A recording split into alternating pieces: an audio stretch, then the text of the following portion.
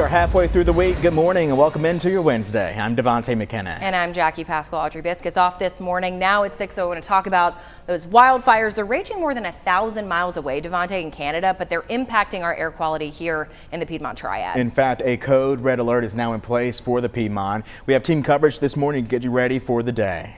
Meteorologist Brian Slocum is going to have more on how long our air quality issues will last. First, though, let's get to Christina Evans. She has more on what you can do to help prevent levels from rising even further. Well, good morning, Devontae, Jackie. The Forsyth County Office of Environmental Assistance and Protection has now issued that code red air quality alert for today. And the counties affected are going to be shaded right there on your screen. Take a good look if you have some time this morning.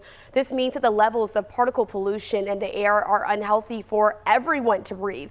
Officials say that those with breathing problems, including lung or heart conditions, should avoid outdoor activities. Everyone else should limit their time outside and make sure you're taking some frequent breaks.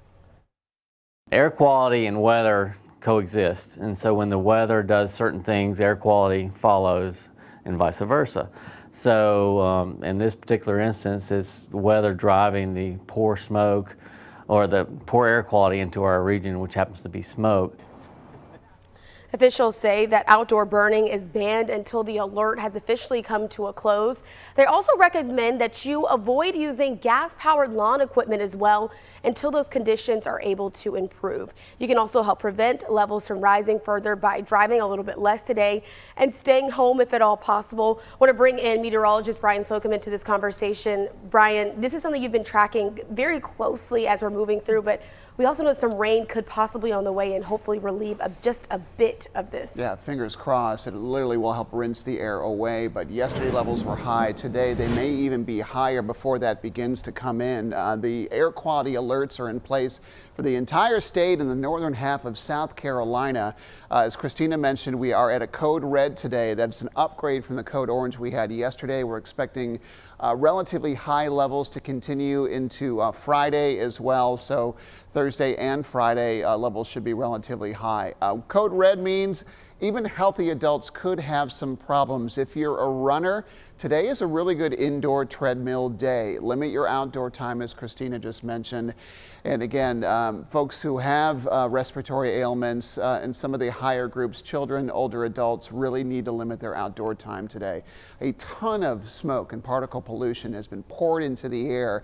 These wildfires in eastern Canada have been burning for weeks, and about 60% of them are huge and still burning out of control. You can see the particle pollution in the deeper reds and the purples have moved southward, and they've reached the Carolinas.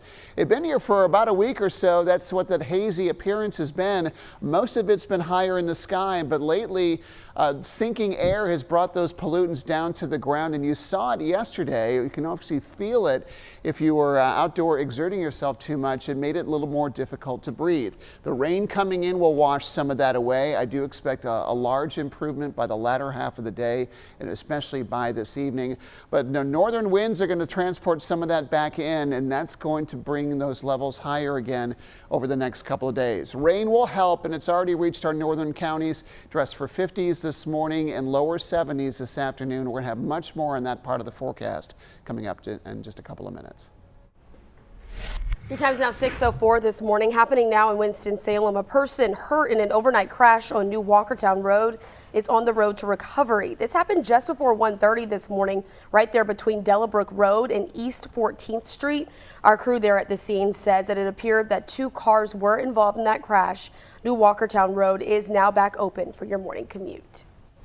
Well, happening now in Virginia, a 19-year-old is in custody in connection to a shooting that happened after a high school graduation ceremony in Richmond. 2 people died and 5 others are waking up in the hospital. Police say the suspect in this case will be charged with 2 counts of second-degree murder. The 2 victims were an 18-year-old student who had just walked across the stage and a 36-year-old man. Their names have not been released, but police believe the suspect knew at least one of the victims. This should not be happening anywhere. Anywhere. Whether it's in Richmond, whether it's in Virginia, whether it's in the United States, this should not be happening anywhere. A child should be able to go to their graduation and walk out their graduation and enjoy the accomplishment with their friends and their families. It is unclear this morning what led to the gunfire. Richmond schools will be closed today.